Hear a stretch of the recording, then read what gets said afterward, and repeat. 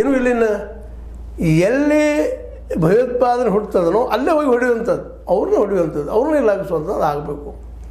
ಆ ಹಂತಕ್ಕೆ ಇವತ್ತು ಬಂದು ನಿಂತದ. ಈಗ ಪಾಕಿಸ್ತಾನಿಗಳಿಗೇನು ಭಯ ಶುರು ಆಗ್ಯದ. ಈ ಸಲ ಅವರು ವೀಕ್ ಆಗಿದ್ದಾರೆ ಜಗದ ಮುಂದೆ. ಯಾಕೆ ಬಡತನ ಆಯಿತು, ಹಸಿವು ಆಯಿತು, ಅಲ್ಲಿ ಒಳಜಗಳ ಆಯಿತು, ಅಲ್ಲಿ ಬಲೂಚಿಸ್ತಾನದ ಸಪ್ರೇಟಿಸಮ್ ಕೇಳ್ತಾ ಇದೆ ಸಪ್ರೇಟಾಗಿ. ಅದೇ ಸಿಂಧ್ ಪ್ರಾಂತನ ಸಪ್ರೇಟ್ ಆಗ್ತೀನಿ ಅನ್ನೋದು ಮಾತು ಮಾತಾಡ್ತಾ ಇದ್ದ. ಮುಂದೆ ಲಾಹೋರ್ ಏರಿಯಾದಲ್ಲಿ ಸಿಕ್ಕರು ಸಹಿತಿಲ್ಲ, ನಾವು ಭಾರತ ಜೊತೆಗೆ ಹೋಗ್ತೀವಿ ಅನ್ನೋಂಥ ಮಾತುಗಳು ಕೇಳಿ ಬರ್ತಾಯಿದ್ದ. ಹೀಗಾಗಿ ಇವೆಲ್ಲದರ ಮಧ್ಯದಲ್ಲೇ ಪಾಕ್ ಸರ್ಕಾರಕ್ಕೆ ಏನು ಮಾಡಬೇಕು ಅನ್ನೋದು ತಿಳಿತಾ ಇಲ್ಲ ಅನ್ನೋದು ಅಷ್ಟು ಮುಖ್ಯದ.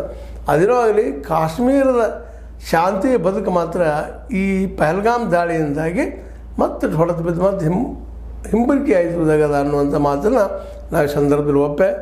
ಇದು ಶಾಂತಿ ಯಾವಾಗ ಬರ್ತದೆ ನೋಡಬೇಕಾಗಿದೆ. ಯಾಕಂದ್ರೆ ಕಳೆದ 60-70 ವರ್ಷಗಳಿಂದ ಶಾಂತಿಗೆ ಬಡದಾಟ ನಡೆದದ, ಯುದ್ಧಗಳು ನಡೆದಿದ್ದಾವ. ಆದರೆ ಈ ಸಲ ಒಂದು ರೀತಿಯಿಂದ ಏನಪ್ಪ ಅಂತಂದ್ರೆ ಈ ಭಾರತದ ಕಾಶ್ಮೀರಿಗಳಿಗೆ ಒಳ್ಳೆಯ ಸುದ್ದಿ, ಅಥವಾ ಭಾರತದ ಕಾಶ್ಮೀರಿಗಳು ಪಾಕದಲ್ಲಿಯ ಕಾಶ್ಮೀರಿಗಳು ಒಂದಾಗುವಂಥ ಸಮಯ ಬಂದದೇನು ಅನ್ನೋಂಥ ಒಂದು ಮಾತು ನಡೀತಾ ಇದೆ. ಏನಾಗ್ತದೆ ನೋಡೋಣ. ಯಾವುದಾದ್ರೂ ಸಂತೋಷ ಆದ್ರೆ ಅಲ್ಲಿ ಶಾಂತಿ ನೆಮ್ಮದಿ ಇರಲಿ, ಕಾಶ್ಮೀರಿಗಳು ನಮಗತೆ ನೆಮ್ಮದಿಯಿಂದ ಬದುಕು ಮಾಡುವಂಥದ್ದಾಗಲಿ, ಅವ್ರಿಗೂ ಸುಖ ಶಾಂತಿ ಇರಲಿ ಅನ್ನೋದು ಎಲ್ಲರ ಅಭಿಪ್ರಾಯ. ಯಾಕೆ ನಮ್ಮ ರಾಜ್ಯದ ಮುಕುಟ ಅದು ಕಾಶ್ಮೀರ ಎಷ್ಟು ಚಂದ ಇರ್ತದೆ, ಎಷ್ಟು ಸುಂದರ ಇರ್ತದೆ, ಅಷ್ಟು ನಾವು ನೆಮ್ಮದಿ ಇರಲಿಕ್ಕೆ ಸಾಧ್ಯ ಅನ್ನೋ ಮಾತು. ಜೊತೆಗೆ ಅಲ್ಲಿ ಭಯೋತ್ಪಾದನೆ ಕಿತ್ತು ಹಾಕೋದಕ್ಕಾದರೂ ಇವತ್ತು ಯುದ್ಧ ಅನಿವಾರ್ಯ ಆಗಿದೆ ಅನ್ನೋದು ಎಲ್ಲರಿಗೂ ಅನಿಸ್ಲಿಕ್ಕತ್ತದ.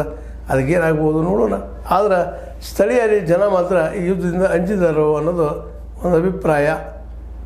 ಈ ರೀತಿಯಾಗಿ ಕಾಶ್ಮೀರದ ಇವತ್ತಿನ ಪರಿಸ್ಥಿತಿ ಅಲ್ಲಿ ಇವತ್ತೊಂದು ಹಂತಕ್ಕೆ ಅವರು ಅಲ್ಲಿ ಕಾಶ್ಮೀರಿಗಳು ಭಾರತ ಜೊತೆ ಗುರುತಿಸಿಕೊಳ್ಳೋ ಸಮಯದಲ್ಲ ಈ ಘಟನೆ ಆಗಿದ್ದು ಒಂದಿಷ್ಟು ಹಿನ್ನಡೆ ಎನ್ನುವುದ್ರಲ್ಲಿ ಎರಡು ಮಾತಿಲ್ಲ ಅನ್ಸತ್ತ. ಇದು ನಿಮ್ಗೆ ಲೈಕ್ ಆಗಿರ್ಬೋದು. ಲೈಕ್ ಮಾಡಿ, ಶೇರ್ ಮಾಡಿರಿ, ಕಾಂಟ್ಯಾಕ್ಟ್ ಮಾಡಿರಿ. ಜೊತೆಗೆ ಸಬ್ಸ್ಕ್ರೈಬ್ ಆಗೋದು ನಿಲ್ಲಿಸ್ಲಿಕ್ಕೆ ಹೋಗ್ಬೇಡ್ರಿ. S16 ನ್ಯೂಸ್ ಅರ್ಥಾತ್ ಹೇ ಸೀತಾರಾಮ್, ಸತ್ಯದ ಕೈ ಕಂಡ್ರೆ ವಂದನೆಗಳು.